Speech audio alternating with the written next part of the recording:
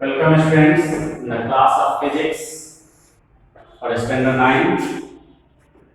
यह standard 9 का physics class है और इस क्लास में हम लोग फिजिक्स के फर्स्ट चैप्टर मोशन पे डिस्कस करेंगे। मोशन एक ऐसा टर्म जिसके सुनते ही ऐसा दिमाग में आता है कि समथिंग चेंज, कहीं मूवमेंट, कहीं हलचल। तो this is true. Motion in the sense movement. जो भी बॉडी जहां कहीं भी है हमारे सराउंडिंग्स में, वो जनरली दो मोड में है, या तो स्टेशनरी है या मूव कर रहे हैं। यहाँ पे मोशन का डेफिनेशन दिया गया है। A body is said to be in motion when it moves from one point to another। यानी कोई बॉडी किसी टाइम ड्यूरेशन में एक पॉइंट से, एक पोजीशन से दूसरे पोजीशन पे मूव कर रहा, then that body is said to be in motion। यानी वो बॉडी जो टाइम के साथ अपने पोजीशन को चेंज कर रहे हैं, वो बॉडी मोशन में है। ऑन द अदर हैंड, वैसे बॉडी जो एक फिक्स पोजीशन पे हैं और टाइम के साथ उनके पोजीशन में चेंज नहीं हो रहा है, तो that body is said to be at rest. यानी मोशन की तरह हम लोग रेस्ट को भी डिफाइन कर सकते हैं। कोई बॉडी अगर एक सर्टेन ड्यूरेशन में, टाइम ड्यूरेशन में पोजीशन को चेंज नहीं कर रहा है बल्कि अपने पोजीशन को मेंटेन किए हुए हैं, then that body is said to be at rest. यानी ऐसा कहा जा सकता है कि ये body is said to be at rest when it does not change its position with time. वो टाइम के साथ अपने पोजीशन को मेंटेन रखे हुए है, that is at rest. But यहाँ पे हम लोग मोशन के पॉइंट ऑफ व्यू से देखेंगे तो जिस बॉडी में मूवमेंट है, टाइम के साथ वो पोजीशन को चेंज करते हैं, एक पॉइंट से दूसरे पॉइंट तक उनका मूवमेंट होता है, then the body is said to be in motion. इस चैप्टर में हम लोग मोशन और मोशन पर बेस्ड या रिलेटेड बहुत सारे क्वांटिटीज पर डिस्कस करेंगे जो एक बॉडी के मोशन को कंप्लीटली डिस्क्राइब करते हैं या बॉडी के मोशन से रिलेटेड हैं। पर उन टॉपिक्स को हम लोग इस यूनिट में वन बाय वन करके देखेंगे। Let us start with a physical quantity. Physical quantities, generally बहुत सारे क्वांटिटीज हैं, लेकिन उन क्वांटिटीज में से फिजिकल क्वांटिटीज किस तरह के क्वांटिटीज को कहा जा सकता है? तो इसके लिए जो कंडीशन है वो है those quantities which can be measured. वैसे क्वांटिटीज जिनको मेजर कर सकते हैं, all those quantities are called physical quantities. और इन फिजिकल क्वांटिटीज को दो कैटेगरी में, दो ग्रुप में क्लासिफाई किया गया है, scalar quantity and vector quantity. Scalar quantity magnitude based है, जबकि vector quantity magnitude as well as direction based है। यानी वैसे फिजिकल क्वांटिटीज जिसको कंप्लीटली एक्सप्रेस करने के सिर्फ मैग्नीट्यूड की जरूरत होती है, those quantities are said to be scalar quantities. यानी इसमें डायरेक्शन कोई मायने नहीं रखता है। बॉडी का वो क्वांटिटी या बॉडी से रिलेटेड वो क्वांटिटी जिसका कंप्लीट इंफॉर्मेशन सिर्फ मैग्नीट्यूड से मिल जाता है, वो स्केलर क्वांटिटी में आएंगे।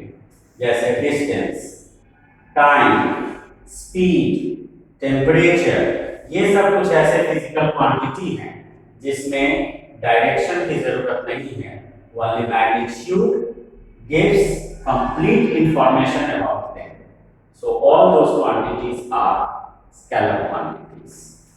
But those quantities which has magnitude as well as direction, जिसमें मैग्नीट्यूड के साथ साथ डायरेक्शन की भी जरूरत होती है, दैट मीन्स कि without direction we don't get a complete idea about the quantity. That quantity is said to be vector quantity. यानी जिस क्वांटिटी को कंप्लीटली एक्सप्रेस करने के लिए मैग्नीट्यूड के साथ साथ डायरेक्शन की भी जरूरत होती है, उनको कहा जाता है वेक्टर क्वांटिटी, जैसे displacement, velocity, force, acceleration and और अदर्स। ये कुछ यहाँ पे एग्जांपल्स हैं, इसके अलावा और भी कई एग्जांपल्स हैं जिसमें हम लोगों को मैग्नीट्यूड के साथ साथ डायरेक्शन की भी जरूरत होती है। अब जैसे फोर्स है, फोर्स के इम्पैक्ट को अगर किसी बॉडी पर एक्सप्रेस करना है तो कितना फोर्स लग रहा है और किस डायरेक्शन में लग रहा है, दोनों इंफॉर्मेशन को then we can express the force completely. तो यहाँ पे क्या देख रहे हैं कि फोर्स बिना डायरेक्शन के उसके रिजल्ट को कैलकुलेट नहीं किया जा सकता है, लेकिन अगर टाइम कैलकुलेट करना है, किसी इवेंट या फिनोमेनन के लिए टाइम बताना है, तो सिर्फ मैग्नीट्यूड चाहिए, कोई डायरेक्शन की जरूरत नहीं है। सो time is the scalar quantity. तो ऐसे बहुत सारे क्वांटिटीज हैं फिजिक्स में जिनको उनके डायरेक्शन के नीड के बेसिस पर क्लासिफाई कर सकते हैं कि वो स्केलर है या वेक्टर है। Now we will discuss the types of motion in this unit. Types of motion के बारे में इसमें हम लोग अब देखेंगे।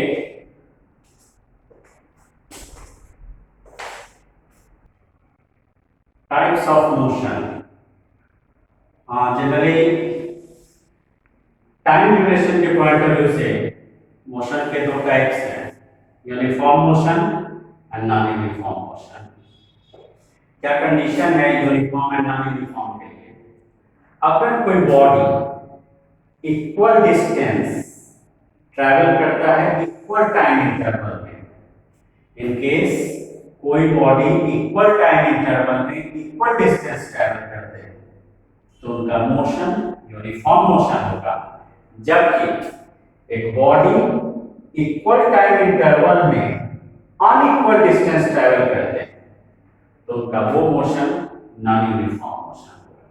यानी टाइम इंटरवल दोनों केस में इक्वल है, बट एक केस में बॉडी उस टाइम इंटरवल में इक्वल डिस्टेंस ट्रैवल कर रहे हैं तो उनका मोशन यूनिफॉर्म कहा जाएगा, और सेकेंड केस में उस इक्वल टाइम इंटरवल में वो बॉडी अनइक्वल डिस्टेंस ट्रैवल कर रहे हैं तो उनका वो मोशन नॉन यूनिफॉर्म कहा जाएगा। यहाँ पे एक एग्जाम्पल से इस बात को क्लैरिफाई किया जा रहा है। यहाँ पे देख रहे हैं ये एक स्टार्टिंग पॉइंट है जहां से एक बॉडी मूव कर रहा है। फर्स्ट आवर में वो 2 किलोमीटर गया है, सेकेंड आवर में फिर से 2 किलोमीटर, थर्ड आवर में अगेन 2 किलोमीटर, फोर्थ आवर में again 2 kilometre and fifth hour यानी फाइनल आवर में वो 2 किलोमीटर गया है और स्टॉप हो गया। यहाँ पे आके वो स्टॉप हो जाता है। अगर इस केस में हम बॉडी के लिए देखें तो टोटल डिस्टेंस ट्रैवल हुआ है 2 + 2 + 2 + 2 + 2 यानी 10 किलोमीटर, और टोटल टाइम टेकन है 1 2 3 4 5 आवर्स। 5 आवर्स यानी फर्स्ट केस में हम देख रहे हैं कि एक बॉडी है जो पर आवर 2 किलोमीटर का डिस्टेंस ट्रैवल करते हुए 5 आवर्स में 10 किलोमीटर का डेस्टिनेशन कंप्लीट किया है। ओके, नेक्स्ट केस देखते हैं।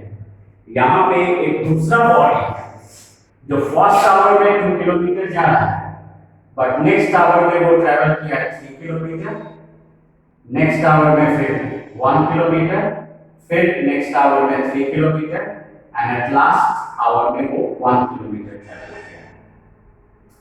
इस केस में वो बॉडी कितना डिस्टेंस ट्रैवल कर रहा है? 2 + 3 5 + 1 6 + 3 9 + 1 10 किलोमीटर। और इस 10 किलोमीटर का डेस्टिनेशन कंप्लीट करने में उस बॉडी को क्या टाइम टेकन हुआ है? 1 2 3 4 5 यानी 5 आवर्स। दोनों केस को कंपेयर किया है। फर्स्ट केस में भी बॉडी 10 किलोमीटर का डेस्टिनेशन कंप्लीट कर रहा है 5 आवर्स में, और सेकेंड केस में भी जो अदर बॉडी है वो 5 आवर्स में 10 किलोमीटर का डेस्टिनेशन कंप्लीट कर रहा है।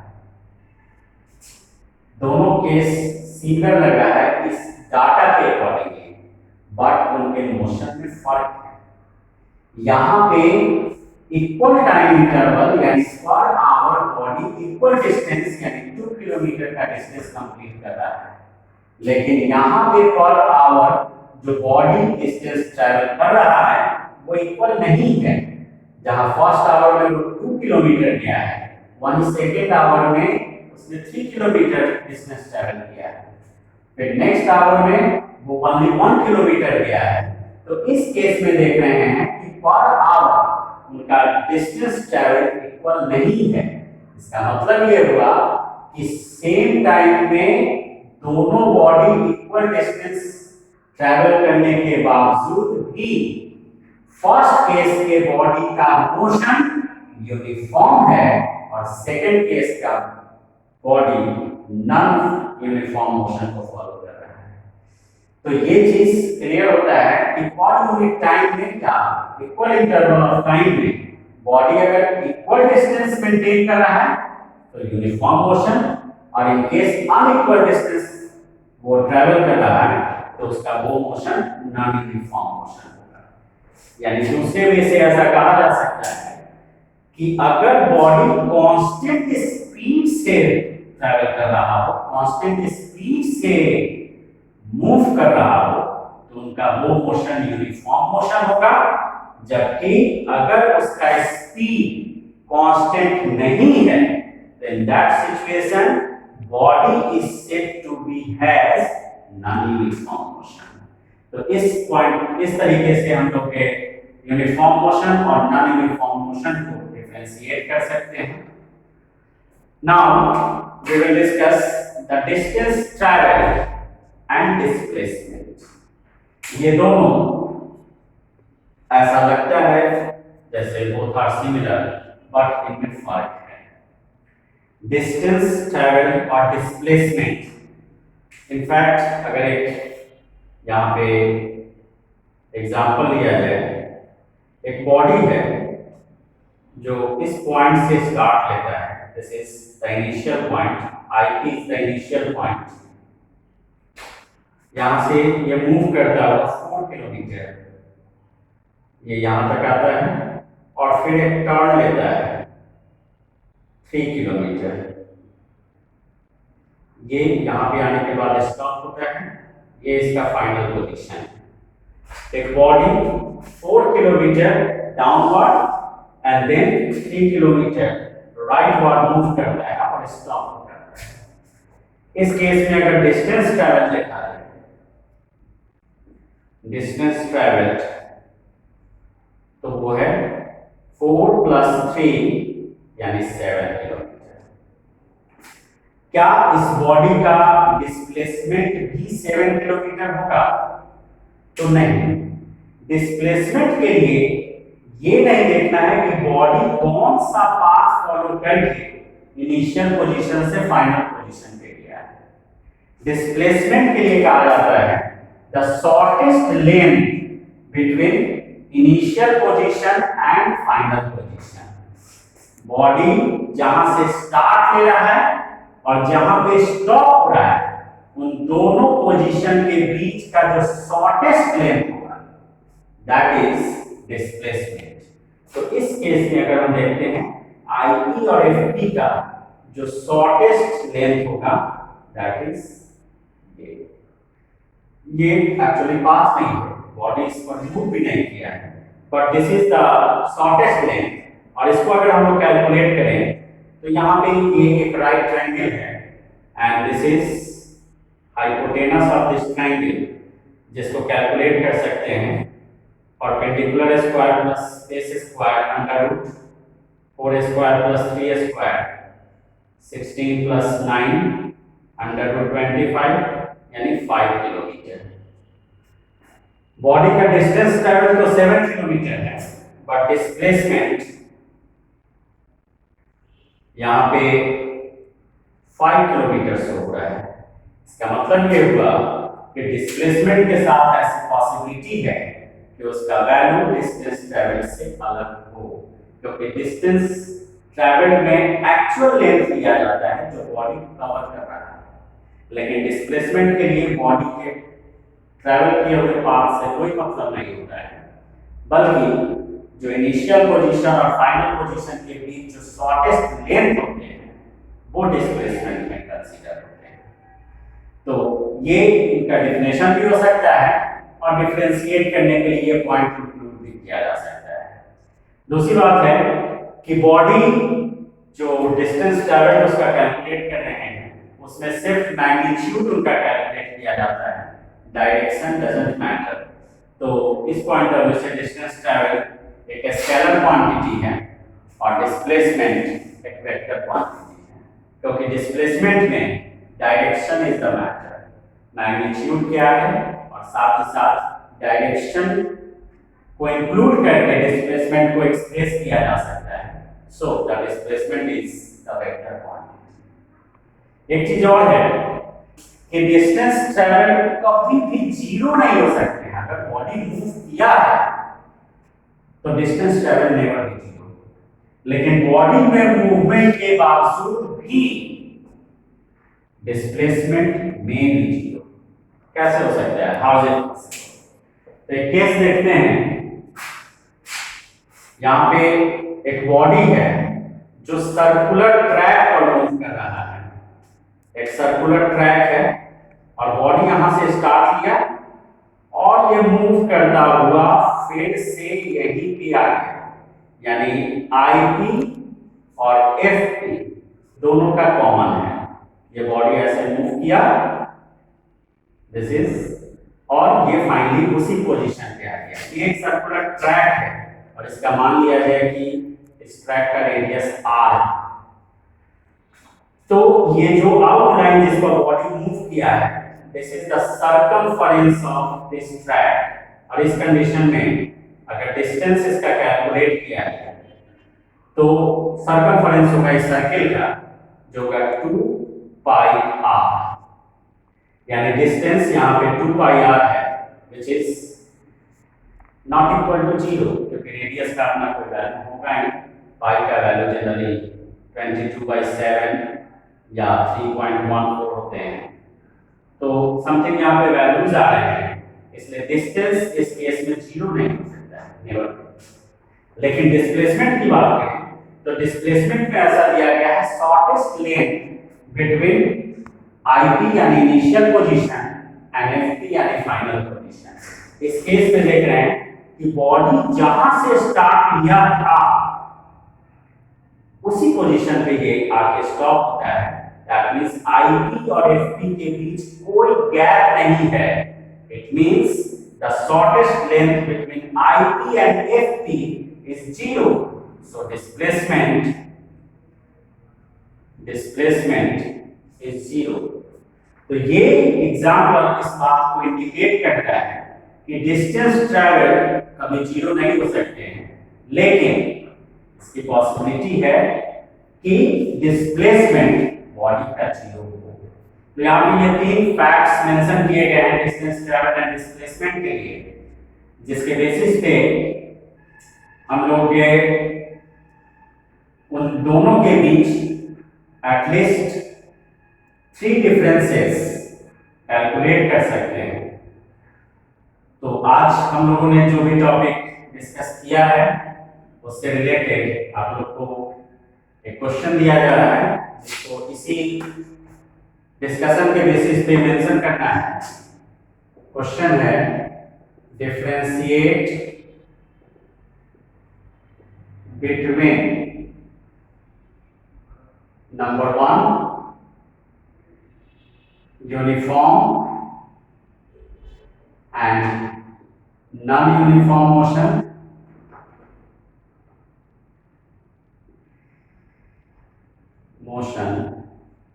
and second distance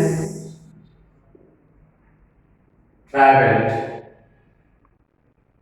and displacement.